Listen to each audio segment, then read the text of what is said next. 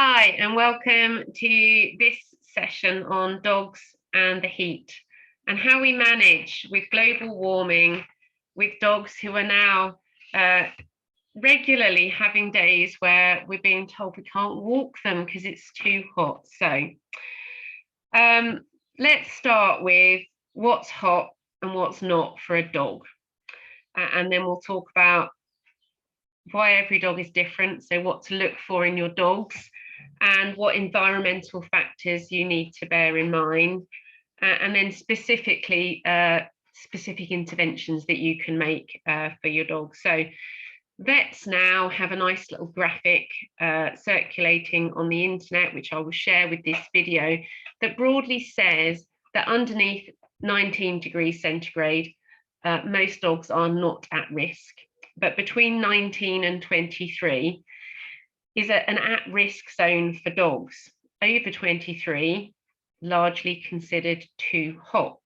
And that's a really great starting point. So check the weather forecast. If it's under 19, you're all good. If it's between 19 and 23, maybe worry a little bit. And what that means, we'll talk about. But if it's over 23, actually, we need to be a little bit more cautious. So let's talk about particular dogs and what to look for, because all dogs are different, and a rule of 19 to 23 degrees C, meaning at risk, is pretty generic. So very young, very old dogs will cope less well with the heat. Dogs with thick fur or secondary coats will cope less well in the heat. Black-coated dogs will cope less well in the heat, and flat-faced breeds like English Bulldogs, Frenchies will all cope less well in the heat. But behaviourally, there are also some things to watch out for. Dogs who simply love to exercise vigorously and don't know when to stop. Dogs who are either a bit dumb or a bit too young or easily over their threshold, and they're not really thinking, they're just running with their friends and having fun. Or even actually dogs who are very biddable. We're talking about dogs like my old dog Brandon, who would walk off a cliff if I asked him to. So for dogs like him, he will just come out and walk with me, and he won't protest, and he will just keep walking. But he's also very old, and he has a black coat and he has a double coat. So I have to be careful with him. And quite differently, actually, Annie is currently 10 months old. She is very young. She's black and white collie, so she doesn't have any other physical predispositions to suffering with the heat.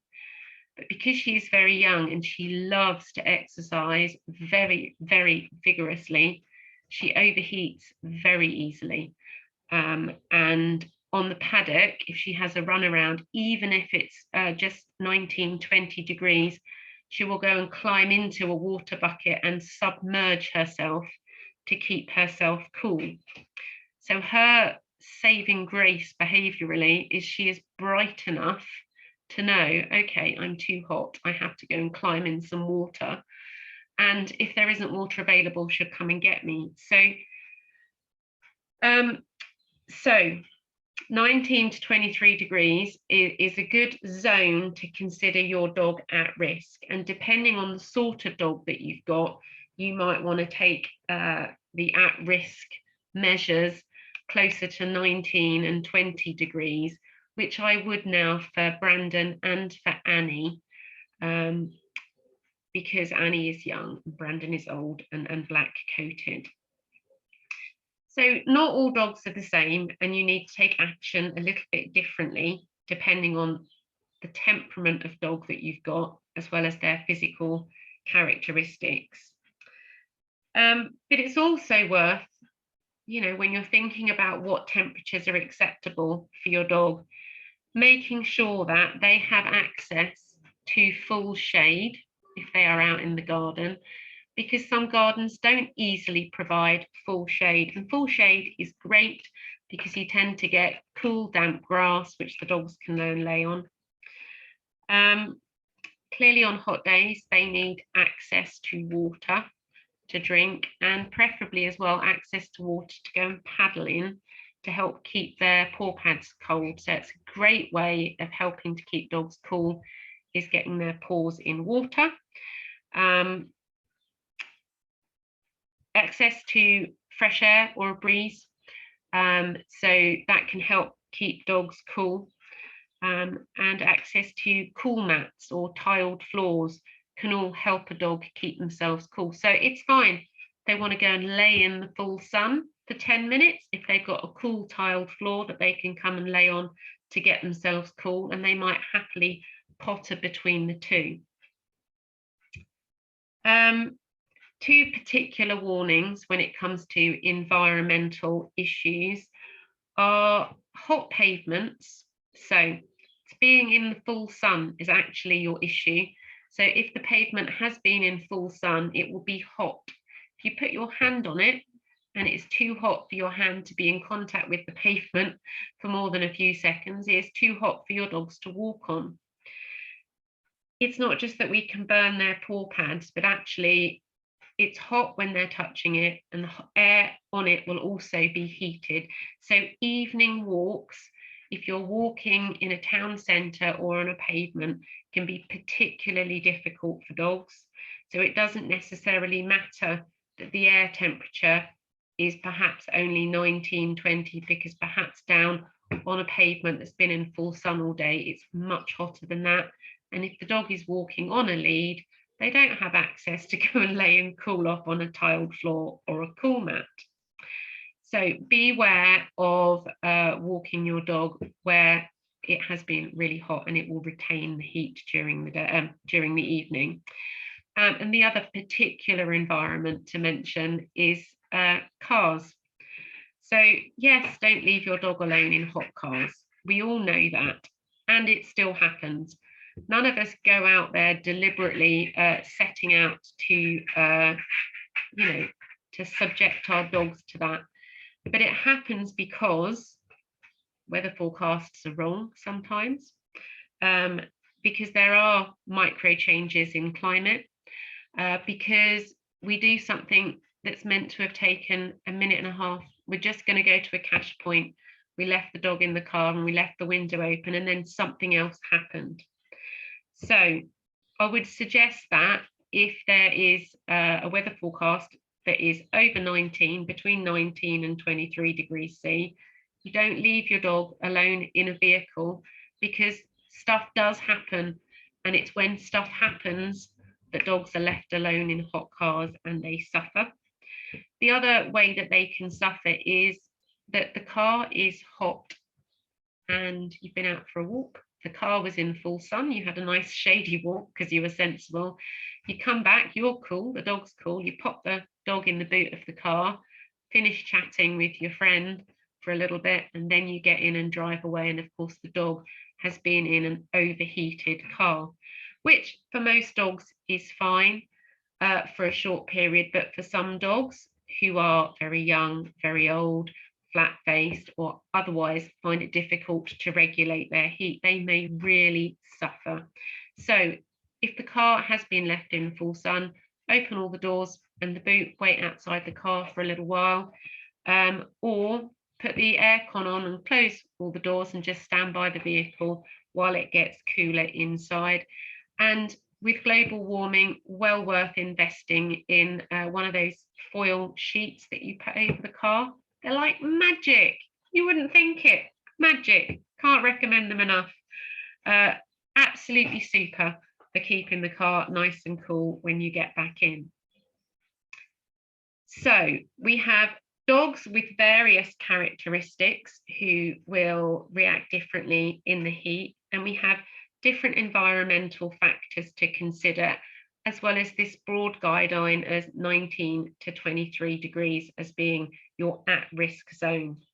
So what can you do? Well, if it's over 23 degrees on the forecast, actually check it, no walks at all. No dog has ever died of not having a walk.